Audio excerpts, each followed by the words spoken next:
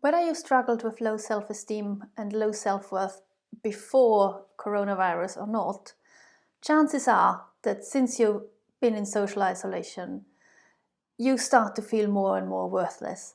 So today I just want to talk about why this happens, why do we feel worthless when we are socially isolated, and what we can do about it.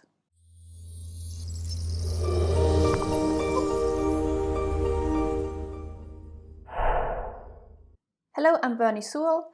I'm an energy healer, health scientist, and self-worth blogger. And I was one of these people as an introvert who was prone to be socially isolated. And when you're in social isolation, it's very easy to feel worthless. And I think a lot of introverts will be able to emphasize with that. But now I get more and more messages from people who say, I used to have really good self-esteem. I never had problems with my self-worth. Now that we're in lockdown, that we're in social isolation, I feel more and more worthless. What can I do? And if this is you, I just want to say to you, this is normal. It's not healthy, but it's normal in our society for one simple reason, which we will talk about in a second. But let's have a look at the 4 reasons why we feel worthless in social isolations. The 4 reasons are the 4 main sources where we get our feeling of worth from. And the first reason is how others perceive us. So we tend to determine our worth dependent on how others look at us and what others think about us. So a lot of our self-esteem comes from, do people like us? Do they think we are good people? Do they think we are successful, we achieve a lot? Are we popular? Do people feel pleased with what we do for them? So a lot of where we get our worth from has to do with our interaction with other people and how these people react to us. If they react positively to us, if they appreciate what we do, if they're grateful, if they're pleased with us, we feel good, we feel worthy. If they criticize us, if they are not nice to us, if they bully us, we feel bad about ourselves. So our sense of worth comes from our interaction with other people. And in the social isolation where we find ourselves at the moment, we have no way to gauge our worth based on what other people think about us, because we simply don't have the information. So the second main source of our worth is how much we achieve and contribute to society. Now, at the moment, there are certain key workers that are contributing a lot, and they get praised for a very good reason, and they deserve all that praise and all that acknowledgement. Most of them have been in the shadows for a long time, and it's about time that they get that praise. But what about the rest of us that sits at home? You know, we're stuck at home, trying to cope, trying to hold it all together, barely, may I add. And we're thinking, okay, we're not achieving anything. We're not contributing anything to the society. We're not helping anybody. And for many of us, our sense of worth depends on our achievements. The more we achieve, the more we feel worthy and the higher our self-esteem. At the moment, our biggest achievements is to get out of bed in the morning, to not cry during the day. And you know, they are not achievements that have a very high status. And our sense of worth suffers for it, because we just don't have the feeling we have any purpose. We feel useless. And as a consequence, we feel worthless. The third main source of our worth is how we compare to others. So when we are in the office, when we are at work, we're constantly thinking about, how am I comparing to the next person? Am I as successful? Did I achieve as much? Am I as pretty? Is my form as good? Am I as sporty? Am I as fit? Whatever it is, we constantly compare ourselves to other people. Now, there aren't many people around to compare ourselves to. So we are kind of lacking the benchmark. So our mind starts making up benchmarks. Oh, look at these people, they're achieving so much. Oh, look at them on Facebook, they have everything under control. Look at all the nurses and doctors, they do so much and I don't. Look at Beyonce, how much she has achieved. Look at this star and them, how much they have achieved. They're the same age as I. Oh my God, I didn't achieve any of that. So our mind goes into overdrive and it's thinking, okay, we're nothing compared to everybody else. And that's one major source of a feeling of worthlessness. The fourth main source of a feeling of worthlessness is the level of control that we have over our lives and affairs. And with it, a level of perfection that we achieve. At the moment, if we're fair, we're barely holding it together. And that's not, you're not the only one. It's me, it's everybody. We're barely holding it together, and that's not perfection, let's face it. And some days we may not even get out of our pajamas, because what's the point? At the moment, there's no point, but it doesn't help our feeling of worth.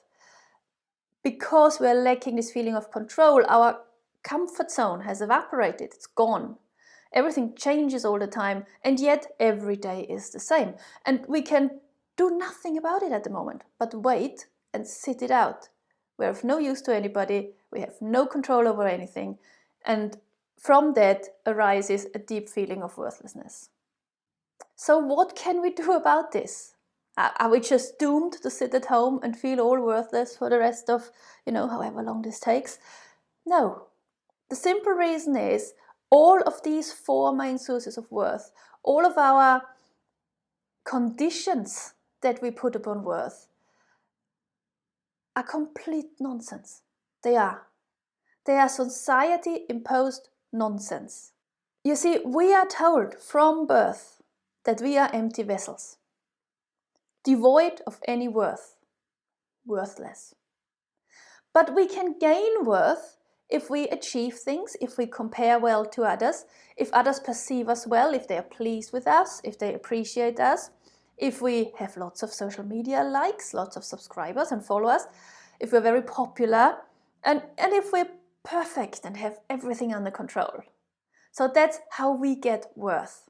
But most of us, especially now, don't fulfill those criteria at all. And the natural reaction is to feel worthless. The thing is, though, that that's all a lie. We've never been worthless. Look at the baby.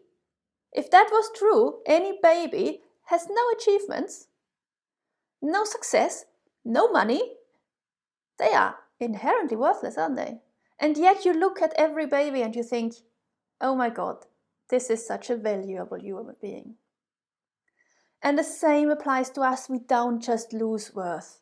We can't gain worth because we were never worthless to begin with. Because every one of us is worth, personified. It's the essence of our being. We can never be worthless. It doesn't matter whether others are pleased with us or displeased with us, or whether we have no clue how they feel about us because we're isolated from them. It doesn't matter how much we contribute. If you're holding it together today, you've done well. If you cry this evening, you've done well.